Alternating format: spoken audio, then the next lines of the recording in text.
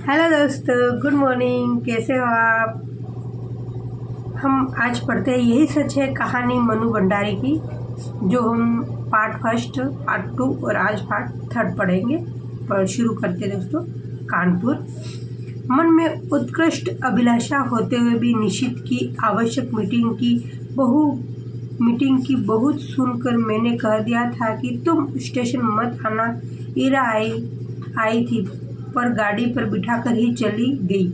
हाँ कहूँ कि मैंने जबरदस्ती ही उसे भेज दिया। मैं जानती थी कि लाख मना करने पर निश्चित आएगा और विदा के उन अंतिम क्षणों में मैं उसके साथ अकेले ही रहना चाहती थी। मन में एक दबी सी आशा थी कि चलते समय शायद वह कुछ कह दे।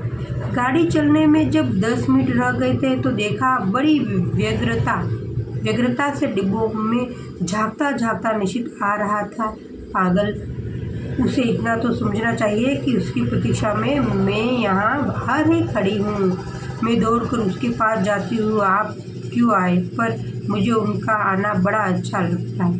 वह बहुत थका हुआ लग रहा था, शायद सारा दिन बहुत व्यस्त रहा हो और दौड़ता हुआ मुझे स्विच ऑफ करने यहाँ आ पहुँचा। मन करता है कि कुछ ऐसा करूँ जिससे इसकी सारी थकान दूर हो जाए, पर क्या करूँ? हम डिब्बे के पास आ जाते हैं। जगह अच्छी मिल गई। वह अंदर झाँकते हुए पूछता है, हाँ पानी वानी तो हाँ है। बिस्तर फैला लिया। मैं खींच पड़ती हूँ। वह शायद समझ जाता है सो चुप हो जाता है। हम दोनों एक क्षण को एक दूसरे की ओर देखते हैं। ये दीपा और निशित की बात हो रही है। मैं उसकी आंखों में विचित्र सी छायाएं देखती हूँ, मानो कुछ है जो उसके मन में घुट रहा है, उसे मथ रहा है, पर वह कह नहीं पा रहा है। वह क्यों नहीं कह देता? क्यों नहीं अपने मन की इस घुटन को हल्का कर लेता? आज भीड़ विशेष नहीं है। चारों ओर नज़र डालकर वह कहता है, निश्चित कहता है। मैं भी एक बार चारों ओर देख लेती हूँ, पर नज़र मेरी बार बार घड़ी पर ही जा रही है। घड़ी पर नज़र और जैसे समय सरका जा रहा। दीपा कह रही है, मेरा मन किसी गहरे अवसाद में डूब रहा है। मुझे कभी उस पर दया आती है तो कभी खींच। दीपा मन ही मन सोच रही है। गाड़ी चलने में केवल 3 मिनट रह गए हैं। दीपा कह रही, एक बार फिर हमारी नज़रें मिलती हैं। ऊपर चढ़ जाओ, अब गाड़ी चलने वाली है। बड़ी असहाय सी नज़र में उसे देखती हूँ, मानो कह रही हो तुम्हें चढ़ा दो, और फिर धीरे धीरे चढ़ जाती हूँ। दरवाजे पर मैं खड़ी हूँ और वह नीचे प्लेटफार्म पर जाकर पहुँच की खबर दे रहा। जैसे ही मुझे इधर कुछ निश्चित रूप से मालूम होगा तुम्हें सूचना दूंगा। मैं कुछ बोलती नहीं, बस उसे देखती रहती हूँ। सीटी, हरी झंडी, फिर सीटी। मेरी आंखें छलछला आती है। गाड़ी एक हल्के से झटके के साथ सरकने लगती है। वह गाड़ी के साथ कदम आगे बढ़ता है और मेरे हाथ पर धीरे से अपना हाथ रख देता है। मेरा रोम सिर उठता है। मन करता है चिल्ला पड़ूं। मैं सब समझ गई, निश्चित सब समझ गई। जो कुछ तुम इन 4 दिनों में नहीं कह पाए वह तुम्हारे इस क्षणिक स्पर्श ने कह दिया। विश्वास करो, यदि तुम मेरे हो तो मैं तुम्हारी हूँ, केवल तुम्हारी, एकमात्र तुम्हारी। पर मैं कुछ कह नहीं पाती, बस साथ चलते निश्चित को देखते भर रहती हूँ। गाड़ी के गति पकड़ते ही वह हाथ को जरा सा दबाकर छोड़ देती है। मेरी छलाई आंखें मूंद जाती। मुझे लगता है यह स्पर्श, यह सुख, यह क्षण सत्य है, बाकी सब झूठ है।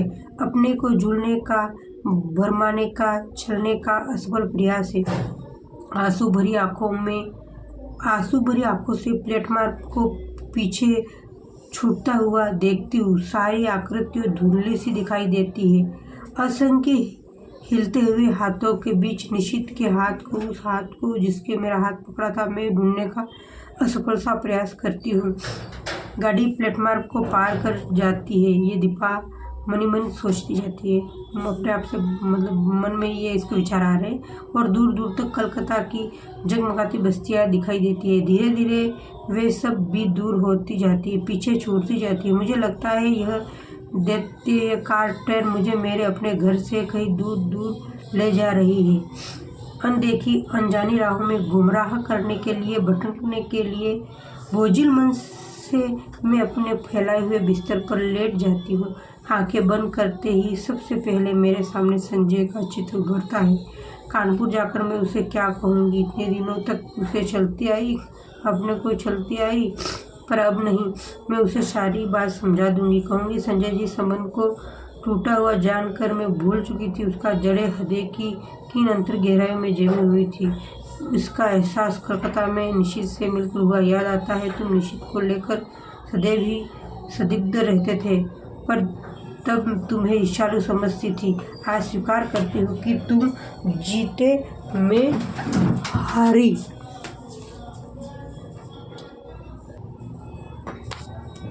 सच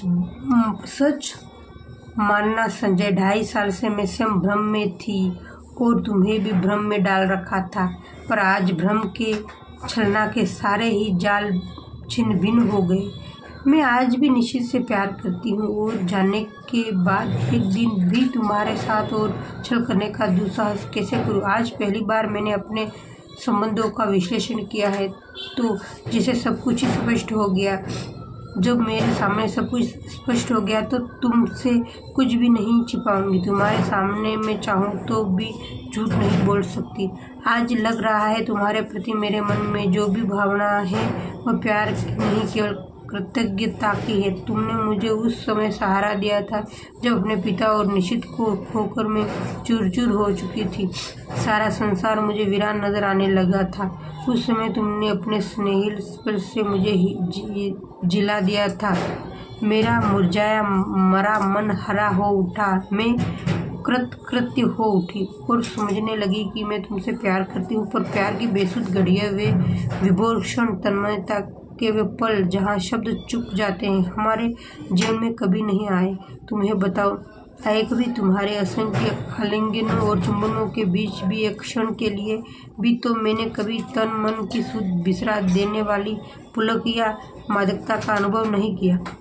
सोचती हूँ निशित के चले जाने के बाद मेरे जीवन में एक विराट शून्यता आ गई थी, एक खोखलापन आ गया था। तुमने उसकी पूर्ति की, तुम पूरक थे।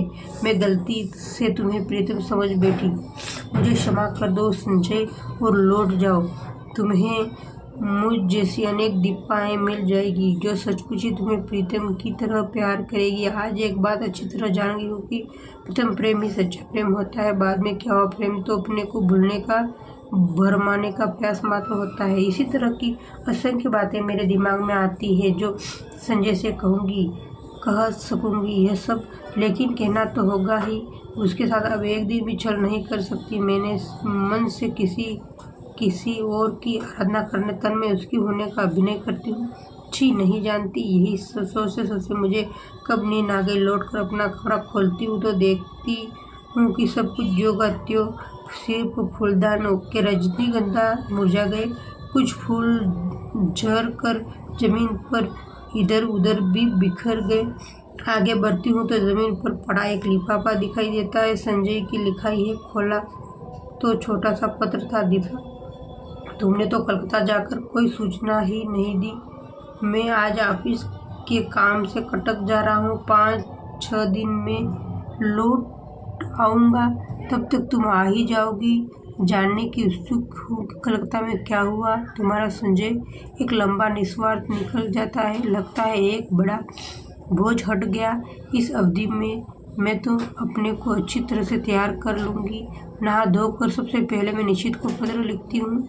उसकी उपस्थिति में मैं जो हिचक मेरे होठ बंद किए हुए थे, दूर रहकर वह अपने आप ही टूट जाती है। मैं स्पष्ट शब्दों में लिख देती हूँ कि चाहे उसके कुछ नहीं कहा, फिर भी मैं सब कुछ समझ गई हूँ। साथ ही यह भी लिख देती हूँ कि मैं उसकी उस हरकत में बहुत दुखी थी, बहुत नाराज थी, पर उसे देखते ही जैसे सारा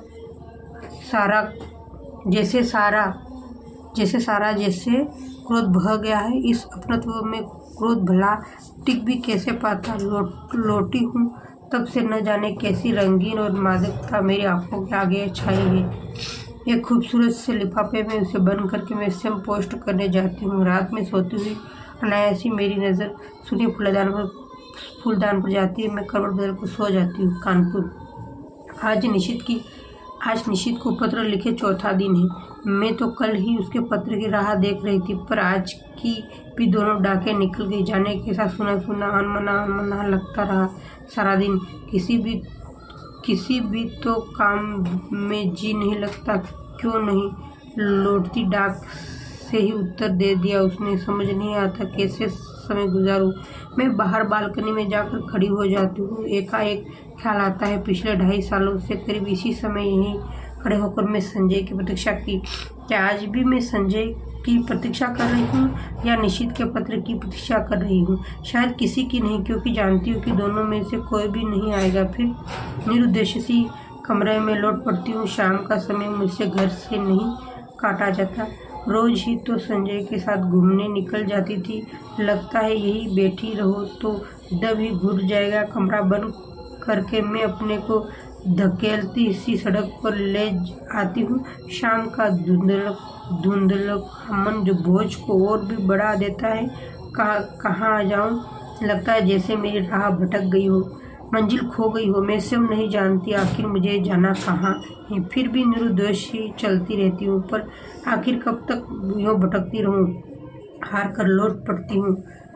कमरे पर आते ही मेहता साहब की बच्ची तार का एक लिफाफा देती है। धड़कते दिल से मैं उसे खोलती हूँ। हीरा का तार था। नियुक्ति हो गई, बधाई।